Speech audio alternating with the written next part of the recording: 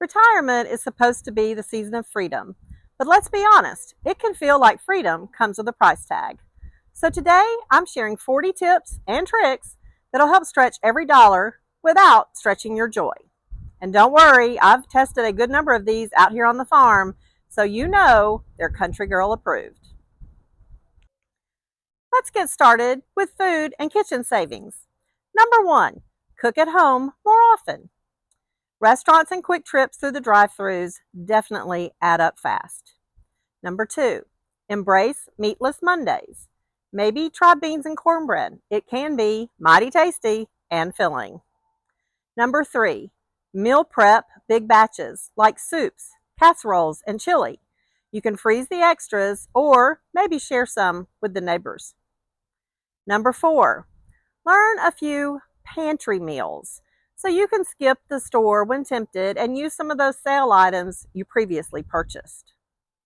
Number five, use grocery store loyalty apps for digital coupons and points. I check Kroger and Publix weekly, especially for the BOGOs. Number six, buy store brands. Most come from the same factories as the name brands. Now, I'll be the first to admit there are some brands that I am faithful to no matter what. For me, it's mayo, cream cheese, and peanut butter. But as a whole, most products can be substituted. It just may take some trial and error. Number seven, shop clearance, bakery, produce, and meats, and then freeze what you won't use right away. This is frequently overlooked, but a great way to save on fresh items. Number eight, grow herbs or veggies, even if it's just a pot of tomatoes on the porch. I'm lucky living here on the family farm. My brother-in-law grows an incredible garden, so we have tomatoes, potatoes, squash, peas, okra, and more all summer long. And what my sister doesn't cook gets frozen, canned, or delivered to the neighbors. I even planted an herb garden myself and learned to not only dry herbs, but freeze them in olive oil cubes as well. Number nine, use a slow cooker or instant pot to make budget-friendly meals. In the fall and winter, I love to make a different homemade soup every Sunday. Then I not only serve up dinner, but I freeze individual size servings to have for meals later on when I'm hungry. And number 10, bring your own snacks and drinks on road trips to dodge convenience store prices. This one is big. We all know how pricey this can get, especially if you have kids with you. Next, let's consider some options for home and utility savings. Number 11, line dry clothes on a clothesline or a drying rack. Old-fashioned works. I hang most of my clothes to dry. It saves energy, but it also prolongs the life of most fabrics. Number 12, switch to LED light bulbs. They sip power, not guzzle it. When I remodeled my farmhouse in 2020, I converted to LED light fixtures where I could, and I use LED light bulbs in those fixtures I didn't convert. Number 13, adjust the thermostat a couple of degrees, savings without suffering. But I have to admit, this one is harder for me than the rest. I love a cold house year-round. So I tend to save here more in the winter and spring than in the summer and fall. On cold nights in the winter, it's not uncommon for my house to be in the mid to low 60s. I have lots of blankets, and most of my friends and family who spend any time around here just know to wear an extra layer when they're heading over. Number 14, use ceiling fans to circulate air before cranking up the AC. It's tried and true, and year-round. In the winter, just reverse the blades with the switch at the base, and it pulls the air up instead of pushing it down. Number 15, unplug appliances when they're not in use. Yes, even that fancy Keurig. I especially do this when I'm going out of town for vacation. Just don't unplug the deep freeze. Number 16, collect rainwater in a barrel for plants or garden use. I have friends even in the city who do this. You can get rain barrels from most big box stores. Storing water during the wet season really helps out when the dry season shows up.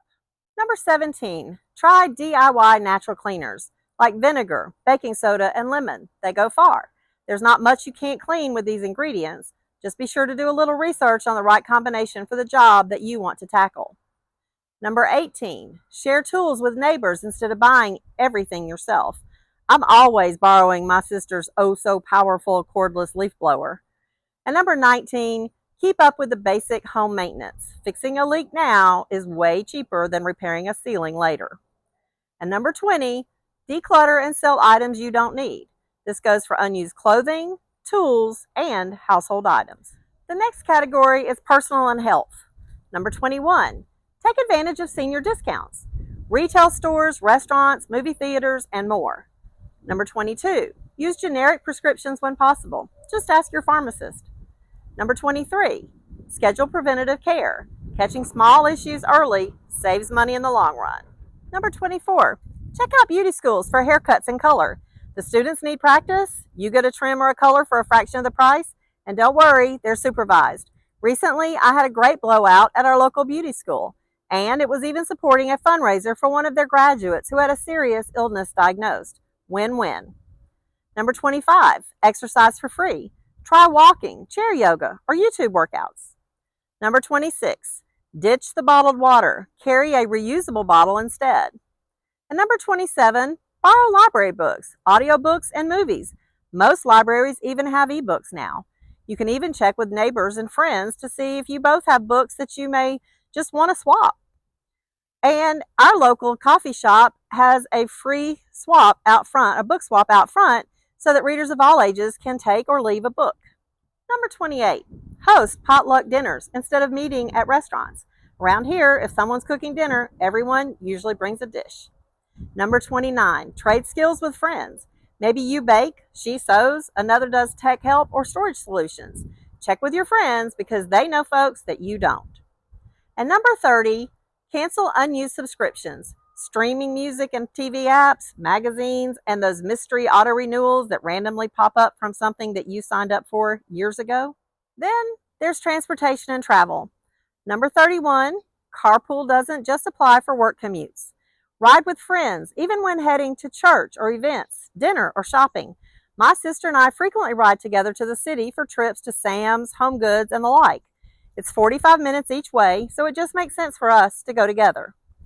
Number 32, keep up with car maintenance. Oil changes and tire checks save on costly repairs. Number 33, combine errands in one trip to save gas. I try to run my errands at the same time when I'm out, but yes, I have to write myself a note of all the to-dos, or I will definitely forget at least one thing. Number 34, consider off-peak travel offerings. You can usually miss the crowds and snag senior discounts.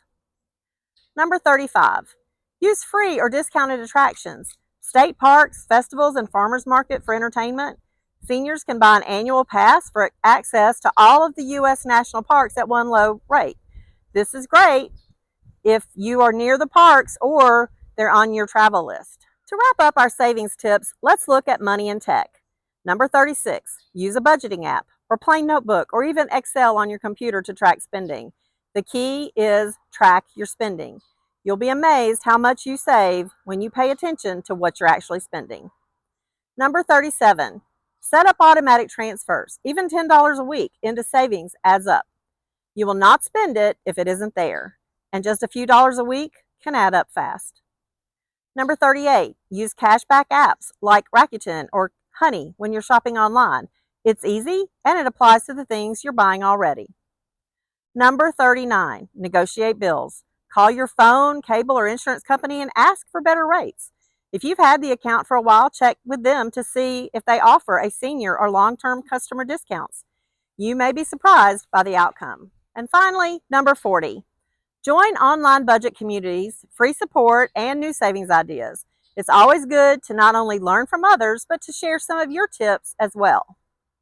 You know, when I first moved out here to the farm, I thought I'd save money just by not having Target 2 miles down the road. But it turns out Amazon still finds me. But the truth is, retirement on a budget doesn't have to feel like deprivation. It's about creativity, community, and sometimes just plain common sense.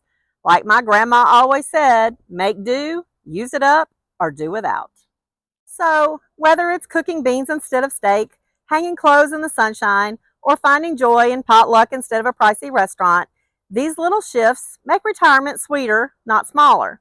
Now, I'd love to hear from you for your favorite money-saving trick. Drop it in the comments below. We're in this together. And don't forget, Cooper and I will see you next time on the Corporate Country Girls Road to Retirement.